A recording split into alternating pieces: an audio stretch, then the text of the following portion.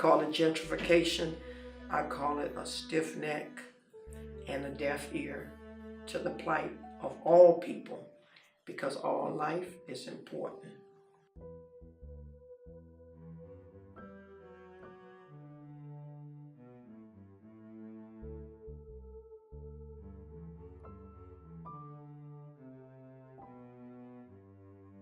If you live in an environment where you see violence every day, where you see individuals not knowing how to communicate with each other than through cursing or physical confrontation, or they see a neighborhood where items are just discarded all throughout, whether it be human hair, whether it be human waste, whether it be debris that belongs in the dumpster, this is your day-to-day norm.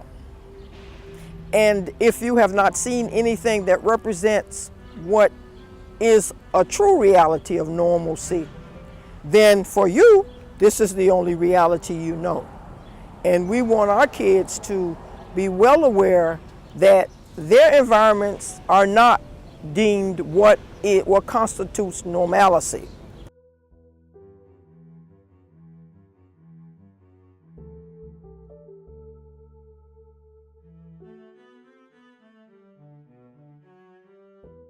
The property on 44th Street and 7th Avenue came to my attention as I was doing one of my rides through the community as being somewhat unsafe, and it was filled with all kinds of debris, trash, garbage, and had been there a long time. And so when I looked inside, you don't have to get very close, I saw there was no roof on the building. So I began to try to find out why it was like that. And I found out that investors had just not done anything. The city had not done anything. And the city does not seem to be receptive to what we now call environmental racism. It was obvious that the community was being neglected, and deliberately so, to drive down the prices of the building. And that building, people were afraid. Rats were seen running in and out of it, and and the actual structure was cracked. And so that's when the campaign started to find out something about why that building was able to exist in a community like Liberty City, that close to the street, with a hurricane kind of environment, atmosphere. We sent our inspectors out there. They're actually building inspectors, certified building inspectors, that go out there to evaluate the structure. Then once it is deemed that it's an unsafe structure, then we'll proceed with the case based on the severity of the damages. Some properties might be repairable. In other words, they fit a threshold set by the code which would allow the property to be repaired. There are other structures we are straight demo because the cost of demolition is more than the cost of building a new structure.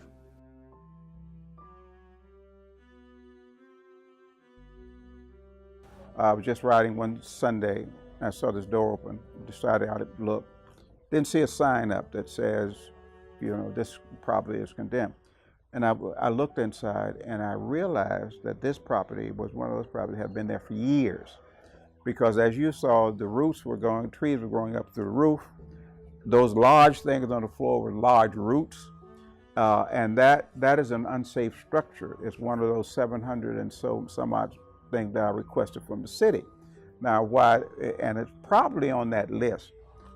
However, it is not being handled properly. Well, nobody's handling it because nobody has. I tried to figure out who's reported the building. I don't see any reports for the building. So it's been like that all these years.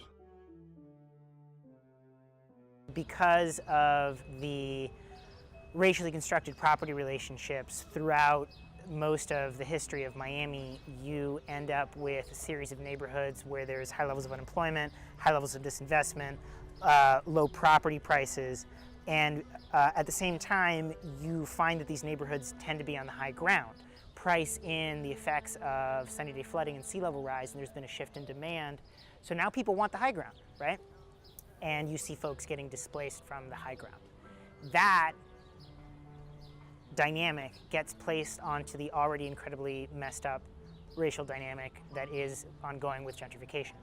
And it adds to the environmental injustice that you're seeing in these neighborhoods.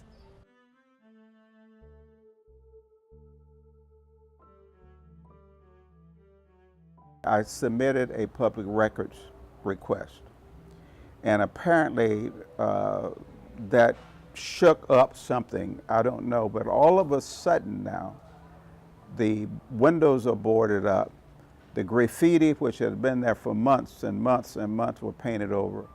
A new warning sign, notice sign, had gone up. That was not like that before I had asked. And then I began to ride around the community, and I saw a lot of those unsafe structures began to have been boarded up, locked up, and cleaned up. We have done a lot of demolitions throughout the entire city. Mostly the ones I have done most demolitions is District 5. District 5 has had 174 demolitions done since 2013 to now. And this year still, and we're not even at half the year. And we're hoping that by this year we'll have more demolitions than we've done in the past years.